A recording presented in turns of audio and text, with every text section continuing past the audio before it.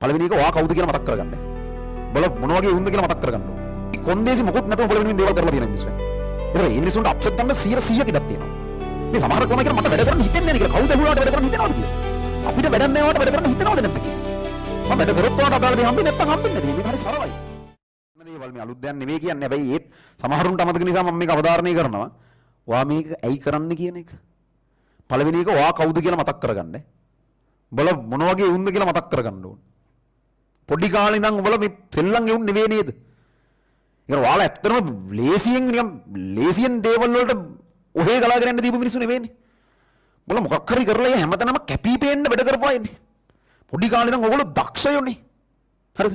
ඔයගොල්ලෝ මුකුත් බැරි යුන් නෙවෙයිනේ. සමහරක් වෙලට ඔයාගේ ජීවිතේ කොහෙවත් ඔයා එහෙමයි කියලා ලෝකෙට පෙන්නලා නැතුව ඒ අභ්‍යන්තර වශයෙන් ඔයාගෙන් අහලා බලන්න. ඔයා දන්නවනේ ඔයා කවුද කියලා. ඔයා දන්නවනේ ඔයාට මොකද්ද කරන්න ඕනේ කියලා. ඔයා නිකමෙක් නෙමෙයි කියලා ඔයා දන්නවනේ. දැනට මේ වෙලාවේ ලෝකයාගේ ඇසට සාපේක්ෂව ඔයගොල්ලෝ නිකම ඔය. ඔයාලා කවුරුවත් නෙමෙයි. ඔයගොල්ලෝ දේවල් බැරි වෙච්ච උන්. එහෙමයි පැත්තකට කොන් කරලා තියෙන්නේ. හැබැයි ඕගොල්ලන්ගේ අභ්‍යන්තරෙන් කතා කරලා අහන්න ඕගොල්ලෝ කවුද කියලා. උඹලා එහෙම නිකමුද? උඹලා දේවල් බැරි වුන්ද? ඇත්තටම ඕගොල්ලන්ට දේවල් උවමනා නම් කරන්න පුළුවන් නේද? ඒවා දන්නව නේද ඔයාට පුළුවන් ප්‍රමාණ. ළමයි ඔයාට පුළුවන් එක ඔයාගේ හිත ඇතුලේ තියාගෙන හරියන්නේ නැහැ. ඒක ඔයාට පුළුවන් කියලා ඔයා කරලා පෙන්නන්න ඕන. ඒතර පළවෙනි කොහා මේක කරන්නේ ඔයාලට සාධාරණයක් වෙන්න ඕන නිසා. උඹලා ලේසි පහසු පිරිසක් නෙමෙයි. උඹලා හොඳ පොටෙන්ෂල් තියෙන උන්. උඹලා මේකට ආවේ ලොකු දේවල් කරන්න. ළමයි ලොකු දේවල් ඕන වුණා නම් ලොකු කොස්ට් එකක් ඒකට තියෙනවා. ඒකට ලොකු මහන්සියක් අපිට ගන්න වෙනවා. අපි ඒක කරේ නැත්නම් අපිට ඒකට විඳ දරා ගන්න වෙන වේදනාවක් ලොකුයි ඈ. ලොකු වැඩ වලට අත ගන්නවා කියන්නේ එහෙම තමයි ඉතින්. ඒ ලොකු දේවල් ඕන වුණානේ ඔයගොල්ලන්ට අපිට. ඒකට දෙන්න ඕන කමිට්මන්ට් එක ඉස්සරහ කිඳිරි ගන්න එපා. ලොකු දේවල් බලාපොරොත්තු වෙන මේකට ඇවිල්ලා. ඔයගොල්ලන්ට ඒක පුළුවන්. මං අර ආයෙ කියන්නේ මිනිහෙකුට පුළුවන්කමක් තියාගෙන ඌ ඒක කරන්නේ නැතුව මැරෙන එක තරම් මෝඩකමක් මං තව දකින්නේ නැහැ. තමන්ගේ පොටෙන්ෂල් එකක් තියාගෙන ඒකට තමන්ව මැච් කරගන්න නැති එක තමයි මම දකින විදිහට මිනිහෙකුට කරන්න පුළුවන් මෝඩම් වැඩේ මේ ලෝකේ. තමන්ගේ ජීවිතය තුළ. එහෙනම් පළවෙනි එක ඔයගොල්ලෝ මේක කරන්නේ ඔයාලට සාධාරණයක් කරන්න. බලලා ලේසි පහසු පිරිසක් නෙමෙයි. බලලා නිකම පිරිසක් නෙමෙයි. බලලා කොන් වෙලා ඉන්න ඕන නෙමෙයි. බලලා කතන්දර අහන්න ඕනේ නෙමෙයි. ඇත්තට ඔයාලගෙන් අහලා බලන්න එහෙමද කියලා කතන්දරේ.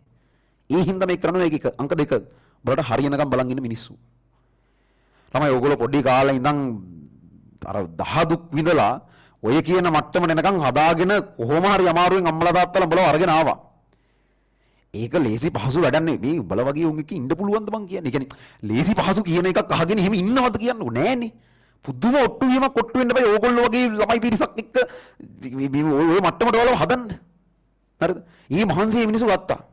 සහ කියන්නේ කරලා තියෙන කැපකිරීම වෙන ලෙවල් එකක ළමයි තියෙන්නේ. ඕගොල්ලෝ හිතනවා ඒ කියන්නේ ඔයාලා දන්නවත් ඇති කියලා හිතනවා මේ මිනිස්සු කරලා තියෙන කැපකිරීම කොච්චරද කියලා ඔයාලා ওই මට්ටමට හදන්නේ. මේ මහන්සිය ඔයාලට තේරෙනවත් ඇති කියලා හිතනවාද? එහෙම නෑ. පුදුම මහන්සිය කර ඕන තරම් වෙලාවල් ඇති ඒගොල්ලෝ සමහරක් වෙලාවට එයාලගේ දෙයක් කරන්න ඉතුරු කරගෙන තිබ්බ හල්ලි ටිකක් ඔයාගේ මේ නිකම් පුහු ආසාවකට වියදම් කරනවා. නිකන් ඔයා මොකක් කර සෙල්ලම් බඩුවක් පෙන්නලා මට මේක ඕන කියන. ටිකක් ගණන් සෙල්ලම් බඩුවක් බලද්දි. අම්මලා තාත්තලා හල්ලි කියලා එහෙමද නෑ. අර මොකක් කර එයාලගේ වැඩකට ඉතුරු කරගත්ත හල්ලි කීයක් හරි තියෙනවා. අනේ පුතා ආසයින් අපි පුතාට මේක අරන් දෙමු අපි මොකක් හරි කරගමු. ඔහොම කියලා කරපු අවස්ථා අනන්තවත් ඇති ඈ. ඒතර මේ මිනිස්සු සමහරක් වෙලේ මේ බොහොම තර්කානුකූල හේතුවකට සල්ලි එකතු කරගත්තේ. ඒවන අන්තිමේට මේ මිනිස්සු උණු වෙලා දිය වෙලා යනවා. අනේ පුතා ආසයින් වගේ පොඩි දේවල් මත. ඒ කියන්නේ කිසි කොන්දේසි මොකුත් නැතුව උඹල වෙනුවෙන් දේවල් කරලා තියෙන මිනිස්සු ඈ. ඒතර මේ මිනිස්සුන්ට අප්සෙට් ගන්න 100% ඉඩක් තියෙනවා. එක අංශු මාත්‍රයක් අහිතක් හිතන්න එපා. ඒගොල්ලන්ට තරහ ගිහිල්ලා බැන්නට මේ ටිකේ. හෝ නිකන් බුම්මගෙන හිටියට මොකුත් හිතන්න එපා. එහෙම හිතන්න බෑ උඹලට. ඒක වැරදි උඹලා එහෙම හිතනවා නම්. හරි ඒගොල්ලෝ ඔය මට්ටමට ඔයාලම හදන්න මාර එෆර්ට් එකක් දීලා තියෙනවා. සහ කරලා තියෙන කමිට්මන්ට් ඔයාලා හිතනද එහෙම කරලා තියෙන ඔක්කොම ඔයාලා දන්නව ඇති කියලා. පිස්සුද? එහෙම දන්නේ නැහැ ඔයගොල්ලෝ. ඔයාලා හිතලවත් නැහැ මේ මහන්සිය තේරුම් ගන්න. ඒතර ඒ ඔක්කොම මේ මිනිස්සු කරලා අන්තිමේට අනිත් පැත්තට කියලා මොකද්ද බලාපොරොත්තු වෙන්නේ? බල මේ ගේම ගහයි කියන එක ළමයි. මගේ පුතා මේක දිනයි. මගේ දුව කවදා හරි දවසක ඇවිල්ලා ගියයි අම්මේ මෙන්න මම මේක කරා. අම්මේ මම මෙඩිසින් මම ඉංජිනේරින්. අම්මේ මම අම්මට ඕන එක කරා. රාත්‍රියන් තාත්තා කීප එක මෙන්න කරා. ඒකනේ මේ මිනිස්සු අනිත් පැත්තට බලාපොරොත්තු ළමයි ඒක පට්ට අහිංසක බලාපොරොත්තුවක් නේ. ඒක අපි කරලා දුන්න නැත්නම් මං කියන්නේ අපි ණයයි මේ මිනිස්සුන්ට. ඒක මාර සදාචාර විරෝධී අපි එහෙම ඒක සාධාරණී කරේ නැත්නම්. මේ මිනිස්සු අවුරුදු ගාණක් මේ මිනිස්සුන්ගේ සියලු දේ දිය කරලා දීපු අපිට බැරි වුණා නම් එයාලට බලාපොරොත්තු වෙච්ච දේ අපේ උපරිමයට මහන්සි වෙලා දෙන්න. ඔන්න අපි අපේ උපරිම මහන්සි වෙලා ඒත් නම් අපිට බැරි වුණේ කමන්නේ මං කියන්නේ. ඔයාගේ පාට් එක කරලා මං කියන්නේ ඕගොල්ලෝ බහුතරේ එහෙම නෙවෙයිනේ. ඔයාලා ගිය අවුරුද්ද හිතලා බලුවොත් ඔයාලා භාගයක් වෙලාව නාස්ති කරන එකනේ කරලා තියෙන්නේ. නැද්ද? ඒතර එහෙම කරලා ගන්න රිසල්ට් එකක් මේ මිනිස්සුන්ට දික් කරන එක හරිද මං කියන්නේ? නෑනේ. ඒ මිනිසුන්ට අයිතියක් නැද්ද උඹලට හරියනවද එච්චරයි ඒගොල්ලන්ට ඕනේ. මම ඔය කතා කරද්දී උන් වගේ වගේ කියනවා අම්මලට තාත්තලට ගණන් ගන්න එපා. මම කතා කරන විලාසේ අගෞරවයක් දැක්වීමක් නෙවෙයි. මට වුණත් එහෙම තමයි කතා කරගන්නේ. හරි. එහෙනම් මේ එතන තියෙනවා වෙන වැලියු එකක්. වෙන සදාචාරාත්මක අයිතියක් මේ මිනිසුන්ට තියෙනවා. අපිට තියෙනවා යුතුයකමක් වගකීමක් ඒක කරන්න. ඒ දෙවෙනි එක. තුන්වෙනි එක වලට කෙල වෙනකම් බලන් ඉන්නේ ඕ.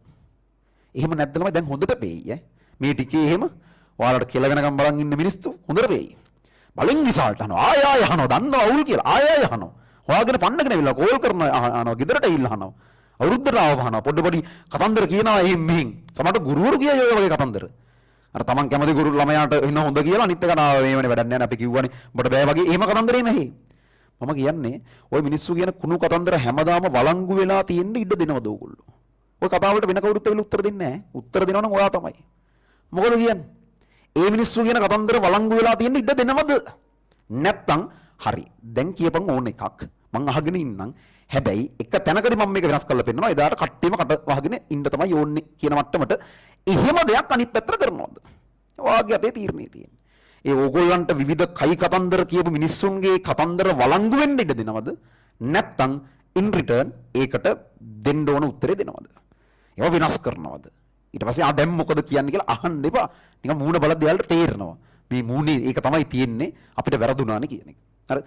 ඔන්න ඔය තුන වලට හරියනකම් බලන් ඉන්න මිනිස්සු වරදිනකම් බලන් ඉන්න මිනිස්සුලා ඕගොල්ලොන්ට කරගන්න සාධාරණයක් වශයෙන්. ඔය ඔක්කොම හේතු නිසා තමයි ළමයි මේක ඔයගොල්ලෝ කරන්න ඕනේ. නෑ මතක කරන්න එපා මේක එහෙම බරක් තියෙන දෙයක්. ඔයාලට ලේසියෙන් මේක අතාරින්න බෑ. මේක ඔයාලගේ ප්‍රොෆෙෂනල් ලයිෆ් එක.